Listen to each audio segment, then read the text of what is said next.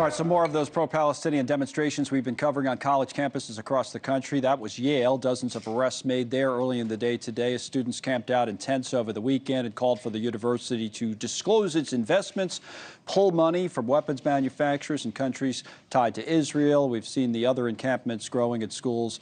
I mean, MIT was mentioned earlier, the University of Michigan, and of course, we've talked a lot about how the fact that Columbia has moved its classes online today after more than 100 people were arrested there last week. We're joined now by Reza Aslan, who's an Iranian American scholar of sociology and religion. He's the author of a brand new book, and here it is.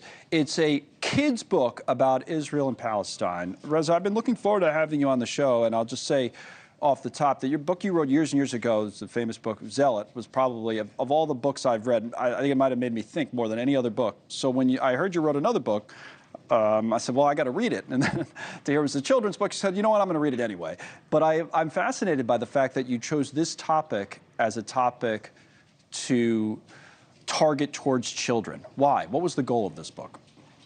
Well, it was a personal decision for me. I am a father of 4 children ranging from between the ages of 4 and 12, and they are inundated with images of the war in Gaza, with misinformation and disinformation.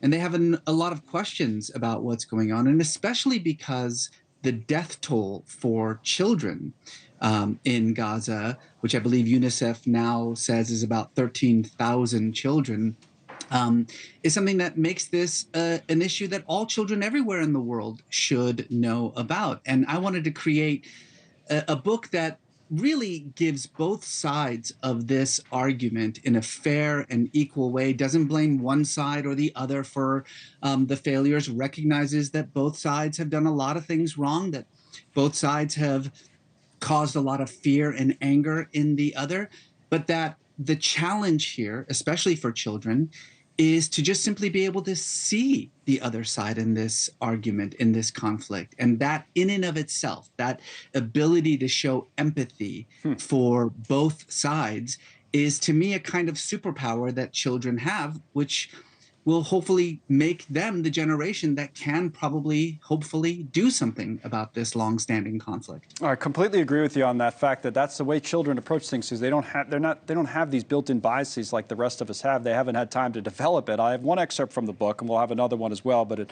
it speaks to this. You can see why this is such a complicated issue, which can sometimes make it hard to talk about, your writing. But I bet you know as well as I do that you're never going to solve a problem unless you can talk calmly about it. The only way that you have to do that is to be willing to listen to the other side. But that is unique sometimes, unfortunately, to young people, that they're better at that, right, than we are as adults. You're 100% correct about this. I think sometimes adults think that young people don't have the ability or the capacity to understand complex issues like the Israeli-Palestinian conflict. But on the contrary, I think that, as you rightly note, children do not have the same biases and prejudices that adults have. Their minds are not fully formed in that way yet. They are open to new ideas. They have the ability to hold multiple, sometimes competing, sometimes even conflicting ideas in their minds. And indeed, in the same way that we try to give our kids healthy food and we try to teach them to be better people and good citizens of the world and of their country, making them aware of these intractable global problems, whether it is the Israeli-Palestinian conflict or whether it's global warming or systemic racism. Any of these really big issue conflicts only stretches their imagination, gives their brains the ability to form precisely the kinds of connections that we want them to have as they grow older and older. Thanks so much for watching. Just go to joinnn.com to find NewsNation on your television provider. And don't forget to click the red subscribe button below to get more of NewsNation's fact-driven, unbiased coverage.